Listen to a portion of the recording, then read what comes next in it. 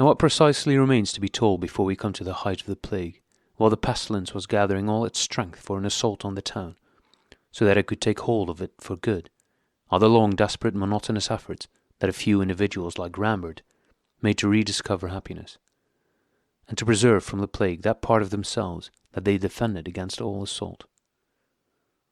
This was their way of resisting the threat of slavery. And even though this resistance was evidently not as effective as the other, the narrator's opinion is that it had its own logic, and, in its very futility and contradictions, also bore witness to the element of pride in each of us at the time. Rambert struggled to prevent the plague from taking him. When it had been proved to him that he could not leave the town by legal means, he decided, as he told Rieux, to try the other sort. The journalist started with waiters. A waiter in a cafe always knows everything that is going on. But the first ones he questioned were especially well informed about the very serious penalties imposed for this kind of venture. In one case, he was even mistaken for an agent provocateur. It was not until he met Cottard at Rieux that he made some headway. That day, Rieux and he had been talking once again about the journalist's fruitless efforts with the authorities. A few days later, Cottard met Rambert in the street, and greeted him with the directness that nowadays characterized all his behavior with others. "Still nothing?" he asked. "Nah, nothing. You can't count on officials. They're not trained to understand." "That's true. But I'm looking for another way. It's hard." "Ah," said Cottard, "I see." He did know certain channels, and explained to Rambert, who expressed astonishment at this, that he had for a long time been frequenting all the cafes in Oran, that he had friends, and that he knew about the existence of an organization which took care of this kind of operation. The truth was that Cottard, whose expenditure nowadays exceeded his income, had been involved in smuggling ration goods. He traded in cigarettes and cheap spirits, the prices of which were constantly going up. The business brought in a small fortune. "Are you sure?" Rambert asked. "Yes, since the proposition was made to me." "Why didn't you take advantage of it?" "Don't be so suspicious," Cottard said good-naturedly. "I didn't take advantage of it because I don't myself want to leave.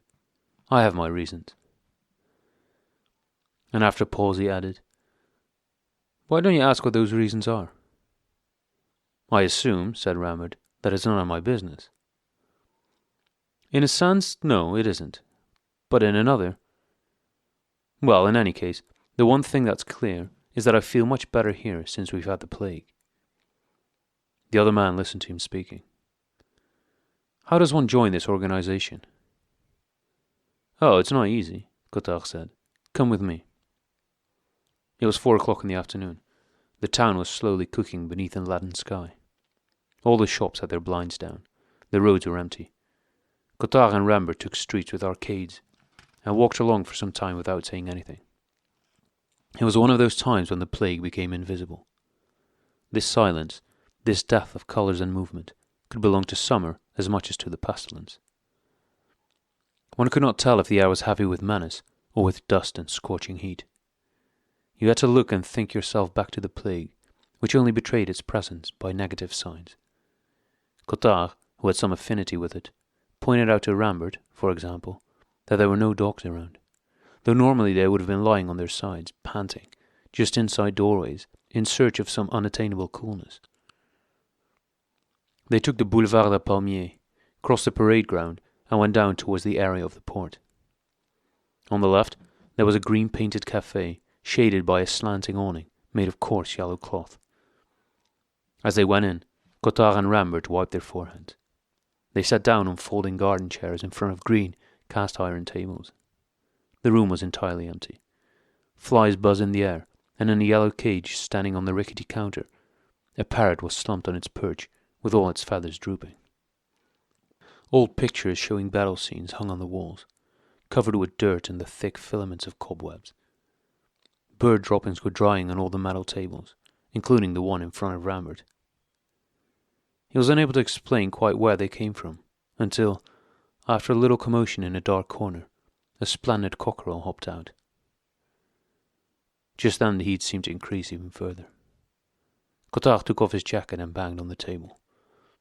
A small man, swamped in a long blue apron, came out from the back room, greeted Cottard as soon as he saw him, walked over kicking the cockerel aside, and asked, amid the clucking of the fowl, what he could get these gentlemen. Cottard wanted white wine, and he asked after a certain Garcia. The midget said that he had not seen him in the cafe for a few days. Do you think he'll come this evening? Puh, the man said. I'm not his minder. Do you know his usual time? Yes, but it's not very important. It's just that I have a friend to introduce to him. The waiter wiped his damp palms on the front of his apron. Ah, is monsieur in business too? Yes, said Cottard. The little man sniffed. Well then, come back this evening. I'll send the kid for him. As they went out, Rambert asked what the business was. Contraband, of course. They get merchandise through the town gates, then sell at high prices. Fine, said Rambert. Are they in collusion with the police? You bet. That evening, the awning was raised, the parrot was squawking in its cage, and the metal tables were surrounded by men in shirt sleeves. One of them, with a straw hat pushed back on his head and a white shirt open on a chest the colour of burnt earth, got up when Cottard came in. He had regular tanned features, small black eyes, white teeth, and 2 or 3 rings on his fingers. He appeared to be aged around 30. Hi, he said. We're drinking at the bar. They drank 3 rounds in silence. Then Garcia said, Why don't we go outside? They walked down towards the port, and Garcia asked what they wanted of him. Cottard said that he didn't precisely want to introduce him to Rambert for business, but just for what he called an exit.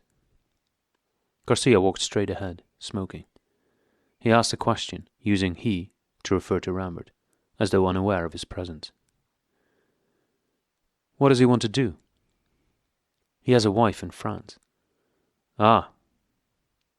Then, after a pause, what job does he do?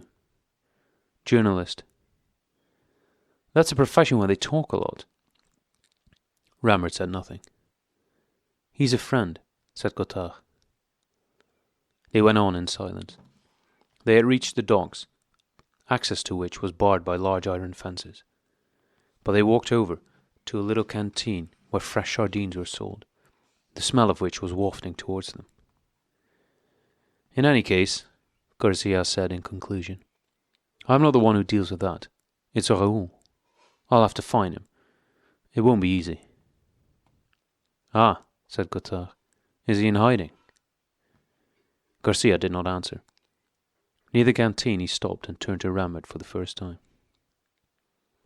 The day after tomorrow, at 11, on the corner of the customs officials' barracks, at the top of town. He made as though to leave, then turned towards the 2 men. There will be expenses, he said. It was a simple statement of fact. Of course, Rambert agreed. Shortly afterwards, the journalist thanked Cottard. Oh no, the other man said cheerfully. It's a pleasure to be of service. And of course, you're a journalist, so you'll pay it back to me some day or another. The day after next, Rambert and Cottard were climbing up the wide, unshaded streets that led to the upper part of town. Part of the customs officers' barracks had been transformed into an infirmary, and, in front of the large door, people were stationed, having come in the hope of making a visit which could not be permitted, or seeking news that from 1 hour to the next would be overtaken by events. In any case, this gathering gave the opportunity for many comings and goings, and one might assume that this consideration was not unconnected with the manner in which Garcia and Rambert's meeting had been arranged. It's odd, Cottard said, this determination to leave. When it comes down to it, what's happening is very interesting. Not for me, said Rambert. Ah, of course there's a risk. But after all, before the plague there was just as much risk in crossing a busy road junction. At that moment, Rieux's car stopped beside them. Tarou was driving, and Rieux seemed to be half asleep. He woke himself up to do the introductions. "We know one another," said Tarrou. "We live in the same hotel." He offered to drive Rambert into town. "No, we've got a rendezvous here." Rieux looked at Rambert. "Yes," Rambert said. "Oh," said Cottard in astonishment. "Does the doctor know?" "Here comes the examining magistrate," Tarrou warned, looking at Cottard. The latter's face fell.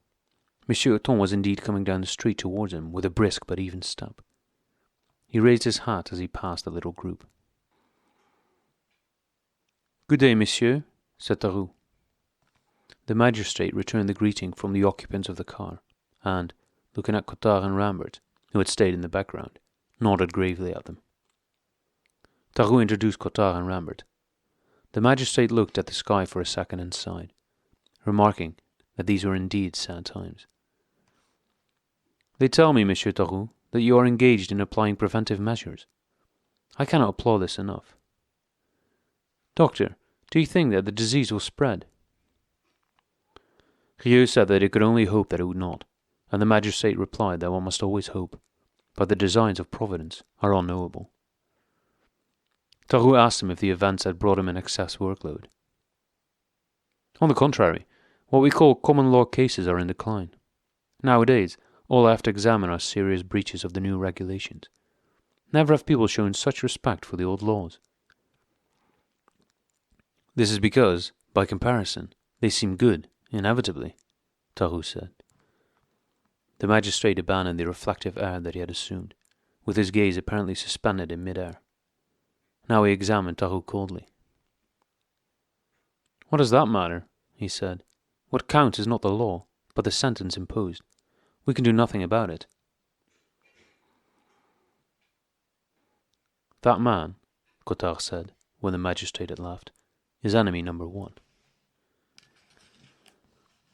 The car started. Shortly afterwards, Rambert and Cottard saw Garcia coming. He walked towards them without any sign of recognition, and said, instead of a greeting, "We must wait." Around them the crowd, the majority of whom were women, were standing in complete silence. Almost all of them were carrying baskets, in the vain hope that they could get them across to their sick relatives, and with the still more foolish notion that these relatives could make use of the provisions. The door was guarded by armed sentries, and from time to time an odd cry could be heard from across the yard, which separated the barracks from the door. At such moments, worried faces among those waiting would turn towards the infirmary. The three men were watching this scene when a "Hello," curt and deep, behind them made them turn around. Despite the heat, Raoul was smartly dressed. Tall and strong, he was wearing a dark check suit and a felt hat with a turned-up brim. His face was rather pale. Tight-lipped, with brown eyes, Raoul spoke rapidly and precisely.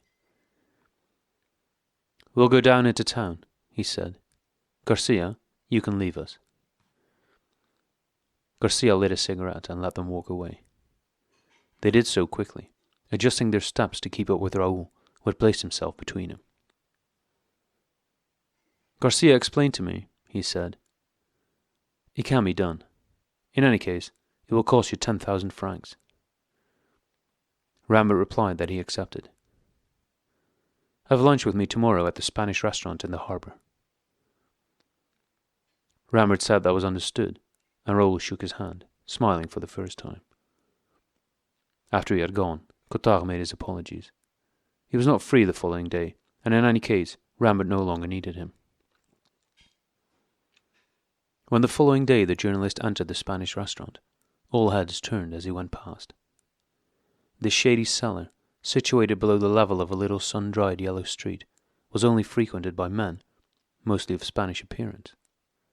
But as soon as Raoul, who was at a table at the back of the room, had made a sign to Rambert and the journalist had started to walk over to him, all curiosity vanished from the faces, which turned back to their plates. At the table with him, Raoul had a tall fellow, thin and badly shaved, with excessively broad shoulders, a horsey face, and thinning hair. Long, slender arms covered in black hair emerged from rolled-up shirt sleeves. He nodded 3 times when Rambert was introduced to him. His name had not been spoken, and Raoul only referred to him as our friend. Our friend thinks he may be able to help you. He's going to... Raoul stopped, because the waitress had come over to take Rambert's order. He's going to put you in touch with 2 of our friends who will introduce you to some sentries who are in our pay. That won't be the end of it. The sentries have to decide themselves on the right moment. The easiest thing would be for you to stay for a few nights with one of them who lives near the gates. But before that, our friend must give you the necessary contacts. When everything is arranged, you will settle up the fee with him. Once again, the friend nodded his horse's head, while continuing to munch away at the salad of tomatoes and peppers that he was stuffing into himself. Then he started speaking, with a slight Spanish accent. He suggested that he and Rambert should meet the day after next, at 8 in the morning, under the porch of the cathedral. 2 more days, Rambert observed. It's not so easy, said Raoul. People have to be found. The horse nodded again, and Rambert accepted without any show of feeling. The rest of lunch was spent looking for a subject of conversation. It all became very easy when Rambert discovered that the horse was a footballer. He himself had played the game a lot. So they spoke about the French championship, the standard of English professional teams, and the W tactic in passing the ball. At the end of the meal, the horse had become quite excited and started to call Rambert tu while trying to persuade him that there was no finer place in a team than centre-half. You see, he said, the centre-half is the one who positions the game, and that's what football is about. Rambert agreed, though he had always played centre-forward. This discussion was interrupted only by a radio set which had been softly droning out sentimental songs, that announced that on the previous day the plague had claimed 137 victims. No one among the listeners reacted to this. The man with the horse's head shrugged his shoulders and got up. Raoul and Rambert followed suit. As he was leaving, the centre-half shook Rambert's hand vigorously. My name's Gonzalez, he said. The 2 days seemed endless to Rambert. He went to see Rieux and gave him a detailed account of what had gone on. Then he accompanied the doctor on one of his house calls. He said goodbye at the front door, beyond which a suspected victim was waiting. In the corridor, there was a sound of voices and hurrying steps. The family was being told that the doctor had arrived. I hope Tarou won't be long, Rieux muttered. He seemed tired. Is the epidemic progressing too quickly? Rambert asked. Rieux replied that that was not the problem. Even the graph was levelling out. It was just that they did not have enough weapons with which to fight the plague. We don't have the equipment, he said. Generally, in every army in the world, when materiel runs short, it is replaced by men. But we don't have enough men either. Doctors and health workers have been brought in from outside. Yes, Rieux said. 10 doctors and around 100 men. This is a lot, apparently, but it's barely enough in the present state of the disease. If the epidemic spreads, it will be too few. Rieux listened to the noises from inside, then smiled at Rambert. Yes, he said, you ought to hurry up and get out. A cloud passed over Rambert's face. You know, he said in a dull voice, that's not the reason I'm going. Rieux answered that he knew that, but Rambert went on. I don't think I'm a coward, most of the time at least. I've had the opportunity to test it. Only, there are some ideas that I cannot bear. The doctor looked directly at him. You'll see her again, he said. Perhaps, but I cannot bear the idea of this going on, and of her getting older all the time. At 30, you're starting to get old, and you have to take advantage of everything. I don't know if you can understand that. Rieux was saying quietly that he thought he understood when Tarou came up, very excited. I've just asked Panalou to join us. Well, said the doctor, He thought it over and said yes. I'm glad, said the doctor. I'm glad to find out that he's better than his sermon. Everyone's like that, said Tarot. You just need to give him the opportunity. He smiled and winked at Rieux. It's my task in life, that, to give opportunity. Excuse me, said Rambert. I must be leaving. The Thursday when he was due to meet Gonzales, Rambert went to the porch of the cathedral, 5 minutes before 8 o'clock. The air was still quite cool. Little round white clouds were travelling across the sky, which would shortly be swallowed up by the heat. A vague scent of humidity was still rising from the lawns, dry as they were. The sun, rising behind the houses in the east, only warmed Joan of Arc's fully gilded helmet, which decorated the square. A clock struck 8. Rambert walked back and forth a little under the empty porch. Faint sounds of chanting were emerging from within, mixed with old perfumes of cellars and incense. Suddenly, the singing stopped. A dozen small black shapes came out of the church and began to trot along in the direction of the town. Rambert was starting to get impatient. Other black forms were walking up the broad stairways towards the porch. He lit a cigarette, then thought that perhaps this was not the proper place for it. At 8:15, the cathedral organ started to play softly. Rambert went into the dark vault. After a moment, he could make out in the nave the black shapes that had gone in ahead of him. They were all gathered in one corner around a sort of improvised altar, on which someone had set up a statue of Saint Roch, hastily carved in one of the town workshops. Kneeling down, they seemed still more hunched and shriveled up, lost in the semi-darkness like pieces of coagulated shadow, scarcely more substantial here and there than the mist in which they hovered. Above them, the organ played endless variations. As Rambert came out, Gonzales was already going back down the stairway towards the town. I thought you'd gone, he told the journalist. It's normal. He explained that he had been expecting his friends at another meeting place, not far away, where he had arranged to meet them at 10 to 8. He had waited for 20 minutes.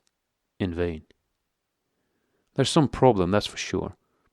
Things don't always go smoothly in our line of work. He suggested another rendezvous, the next day at the same time in front of the war memorial.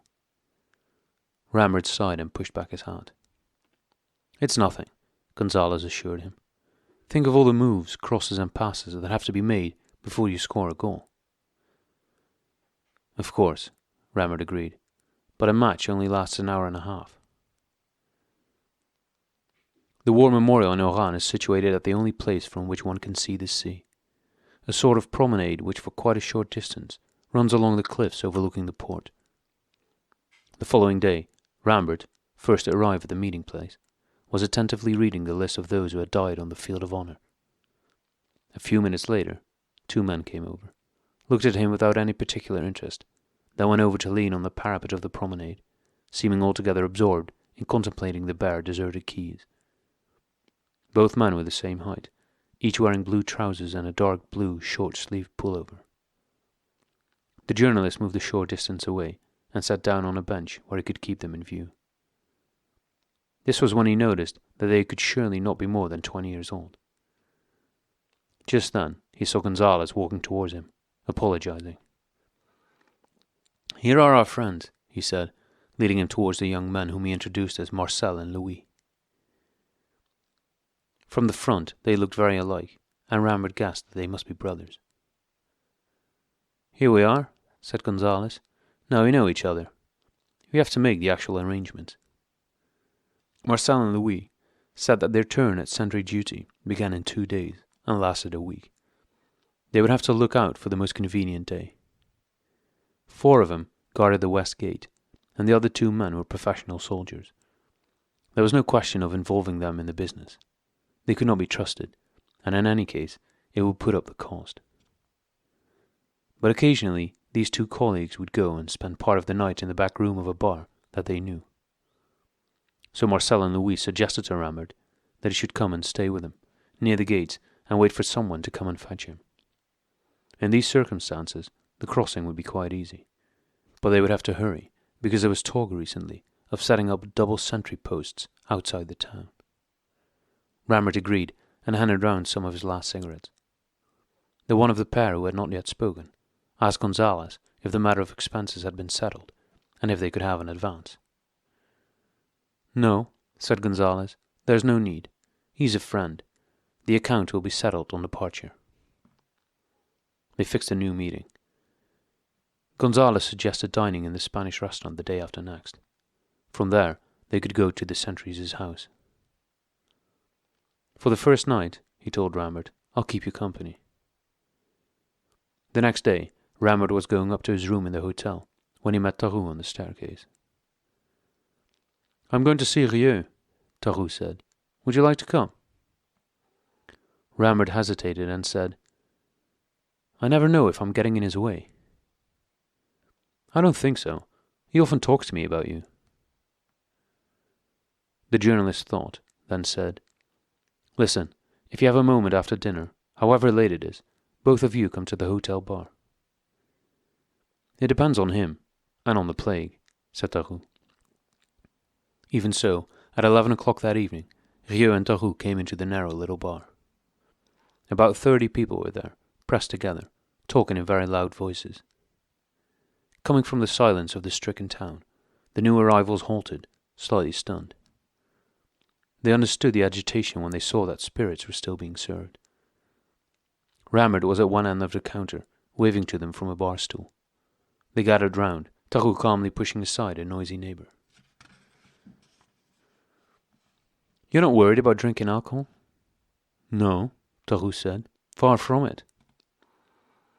Rieux sniffed the smell of bitter herbs in his glass. It was hard to speak in this tumult, but what Rambert seemed to care most about was drinking. The doctor could not say if he was drunk. At one of the two tables, which occupied the rest of the narrow room, a naval officer with a woman on each arm was telling a fat man with a florid complexion about an outbreak of typhus in Cairo. "Camps," he said. "They set up camps for the natives, with tents for the victims and a line of sentries all round who would open fire on the families when they tried to sneak in their old wives' remedies. It was hard, but fair." The conversation at the other table, occupied by elegant young people, was incomprehensible and swallowed up by the sound of St. James's Infirmary blues, pouring out from a gramophone perched up near the ceiling. "Are you pleased?" Rieux asked, raising his voice. "It's getting close," said Rambert. "Within a week, perhaps." "Pity," Tarrou shouted. "Why?" Tarrou looked at Rieux. "Ah," the doctor said. "Tarrou says that because he thinks you could have been useful to us here.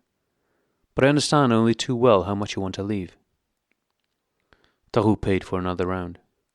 Rambert got off his stool and looked him directly in the face for the first time. "How would I have been useful to you?" "Well," Tarrou answered, unhurriedly reaching out for his glass, "in our health teams." Rambert resumed his usual air of stubborn reflection and got back up on his stool. "Don't you think that the teams are of any use?" Tarrou said. He had just taken a drink and was now looking closely at Rambert. "Very useful," said the journalist, drinking in his turn. Rieux noticed that his hand was trembling and decided that, undoubtedly, he was altogether drunk. The next day, when Rambert came into the Spanish restaurant for the second time, he passed through a small group of men who had taken chairs outside in front of the door and were enjoying a green and gold evening, where the heat was only just starting to subside. They were smoking bitter-smelling tobacco. Inside, the restaurant was almost empty. Rambert went and sat down at the table, at the back, where he had met Gonzales the first time. He told the waitress that he would wait. It was 7:30. Bit by bit, the men came back into the dining room and settled down at the tables, while their orders started to be brought in and the low vaulted ceiling filled with the noise of cutlery and muffled conversations. At 8, Rambert was still waiting. They put on the lights. New customers sat down at his table. He ordered his dinner. By 8:30 he had finished, without any sign of Gonzales or the two young men. Outside, night was falling rapidly. A warm breeze from the sea gently lifted the curtains over the French windows. By 9 o'clock, Rambert noticed that the room was empty, and that the waitress was looking at him in astonishment. He paid and went out. There was a cafe open across from the restaurant. At 9:30 he walked back to his hotel, wondering how on earth he could contact Gonzalez when he did not have the man's address, and his heart failing at the idea of having to start the whole business over again. It was at this moment, in the night full of fleeting ambulances, that, as he would later tell Dr. Rieux, he noticed that in all this time he had to some extent forgotten his wife, applying his mind entirely to the search for a breach in the walls that separated them. But it was also at this moment, when all roads were once more blocked, that he found her once again at the centre of his desires, with such a sudden outbreak of pain that he started to run towards his hotel in an attempt to flee this dreadful burning, which, none the less, he carried with him, and which was eating away at his temples. However, very early the next day, he went to see Rieux, to ask him how he could find Cottard. "The only thing left for me," he said, "is to follow the same lead." "Come tomorrow evening," said Rieux. "Tarou asked me to invite Cottard. I don't know why. He should be here at 10. You come at past. When Cottard arrived at the doctor's next day, Tarou and Rieux were talking about an unexpected cure involving one of the doctor's patients. 1 out of 10. He was lucky, Tarou was saying. "Ah, well," said Cottard, "then it wasn't plague." They assured him that it really had been a disease. "It can't be so if you recovered. You know as well as I do the plague is merciless." "On the whole it is," said Rieux, "but if you persevere, you can have some pleasant surprises." Cottard laughed. "It doesn't seem like it. Have you seen this evening's figures?" Tarou, who was giving the man of means a kindly look, said that he knew the figures, and the situation was serious. But what did that prove? It proved that they needed still more emergency measures. "You've taken them already?" "Yes, but everyone has to take them on his own account." Cottard looked at Tarou without understanding. The other man explained that too many people were not doing anything, that the epidemic was everybody's business, and that they all had to do their duty. The voluntary health teams were open to all. "It's an idea," said Cottard, "but it won't do any good. The plague is too strong." "We'll find out," said Tarou patiently, "when we've tried everything." Meanwhile, Rieux was at his desk copying some figures. Tarou was still looking at the man of means, who was shifting about on his chair. "Why don't you join us, Monsieur Cottard?" Cottard got up looking offended, and picked up his round head. "It's not my job." Then, with a tone of bravado, "In any case, this plague is doing me a favour, so I don't see why I should be involved in getting rid of it." Tarou struck his forehead, as though suddenly realizing something. "Of course, I'm forgetting. You would be arrested otherwise." Cottard started and grabbed the chair as if about to fall over. Rieux had stopped writing and was looking at him in a solemn, interested way. "Who told you that?" said the man of means. Tarou seemed surprised and said, "You did. Or, at least, that's what the doctor and I thought you meant." And, while Cottard stammered out an incomprehensible stream of words, suddenly overcome by an uncontrollable fit of rage, Tarou added, "Don't get excited. Neither the doctor nor I will denounce you. Your background doesn't concern us. And then, we've never much liked the police. Come now, sit down." The man of means looked at his chair, hesitated, and sat down. After a moment, he sighed. "It's an old story," he agreed, "which they dredged up. I thought it was all forgotten, but someone talked. They called me in and told me to remain available until the inquiry was over. I realized that, in the end, they would arrest me." "Is it serious?" Tarou asked. "Depends what you mean. It's not a murder, anyway." "Prison or forced labour?" Cottard seemed very downcast. "Prison, if I'm lucky." Then, after a short pause, he went on emphatically. It's a mistake. Everyone makes mistakes, but I can't stand the idea of being taken in for that, separated from my home, my way of life, all the people I know." "I see," said Tarot. "Is that why you had the idea of hanging yourself?" "Yes. A silly idea, of course." Rieux spoke for the first time and told Cottard that he could understand his anxiety, but that perhaps everything would work out. "Oh, for the time being, I know I have nothing to fear." "I see that you're not going to join our teams," said Tarot. The other man, twisting his hat between his hands, gave him a hesitant look. "Don't hold it against me." "Certainly not. But at least," Tarot added with a smile, "try not to spread the microbe knowingly." Cottard protested that he didn't want the plague. It had come of its own accord, and it was not his fault if it temporarily got him out of a mess. And when Rambert arrived at the door, he added, with a lot of emphasis, "In any case, what I think is that you won't achieve anything." Rambert learned that Cottard did not know Gonzalez's address, but that they could always go back to the little cafe. They arranged a meeting for the next day, and when Rieux indicated that he would like to know what was going on, Rambert invited him, with Tarot, to come to his room that weekend, at any time of the day. In the morning, Cottard and Rambert went to the little cafe and left a message for Garcia to meet him that evening, or, if that was impossible, the next day. In the evening they waited in vain, but the following day Garcia was there. He listened to Rambert's story in silence. He had not been informed, but he did know that whole districts had been put out of bounds for 24 hours, while the police made house-to-house searches. It was possible that Gonzalez and the two young men had been unable to get past the roadblocks. The only thing that could be done was to put him in touch with Raoul. Of course, it could not be done overnight. "I see," said Rambert. "We have to go back to square one." The day after next, at the corner of a street, Raoul confirmed Garcia's supposition. The lower districts had been sealed off. It would be necessary to establish contact with Gonzalez again.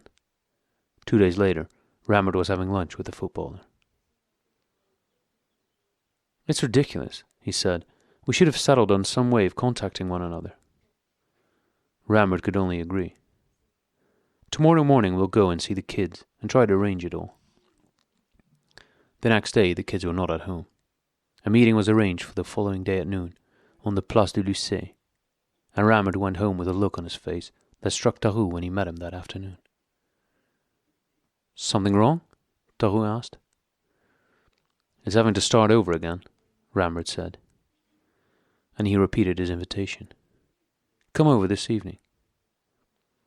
That evening when the two men came into Rambert's room, he was stretched out on the bed. He got up and filled some glasses that he had ready.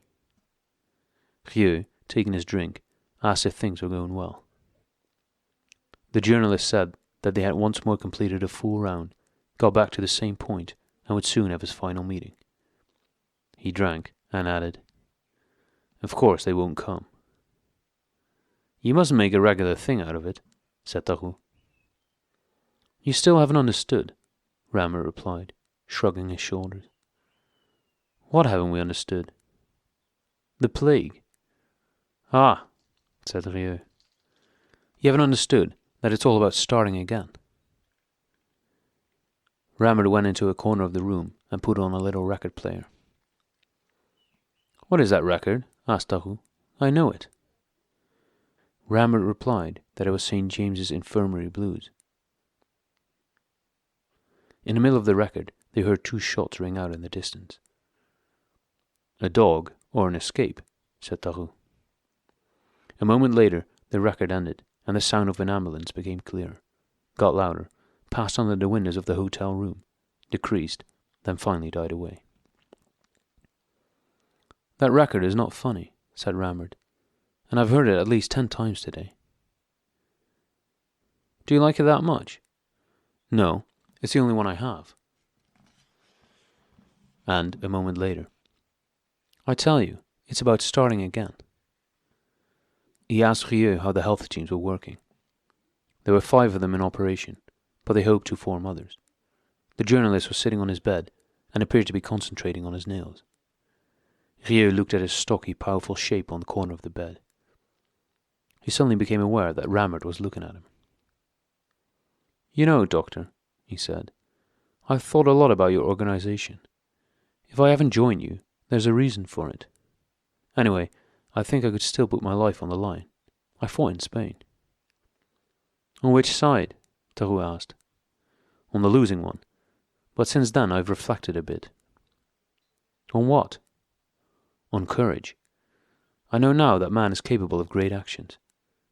But if he's not capable of great feeling, then he doesn't interest me." "One has the impression he's capable of anything," said Tarot. "Not at all. He's not capable of suffering or of being happy for long. So he's not capable of anything worthwhile." He looked at them and then asked, "Come, Tarot, are you capable of dying for love?" "I don't know, but I doubt it now." "There. Yet you're capable of dying for an idea. That's patently obvious."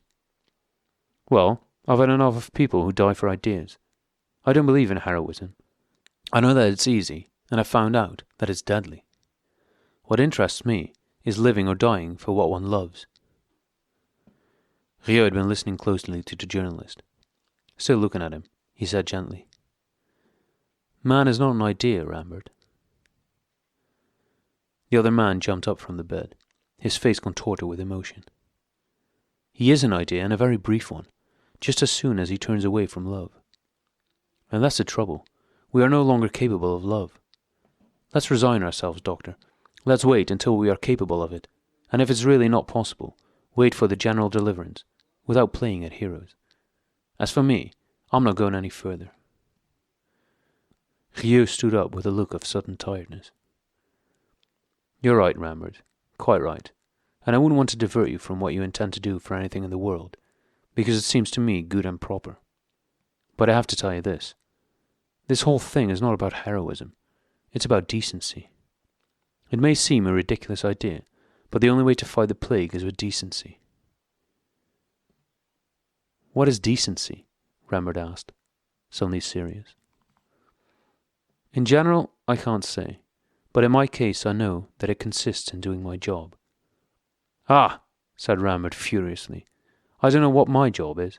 Perhaps I really am wrong to choose love." Rieux stood in front of him. "No," he said emphatically, "you are not wrong." Rambert looked thoughtfully at them. "I suppose the two of you have nothing to lose in all this. It's easier to be on the right side." Rieux emptied his glass. "Come on," he said, "we've work to do." And he went out.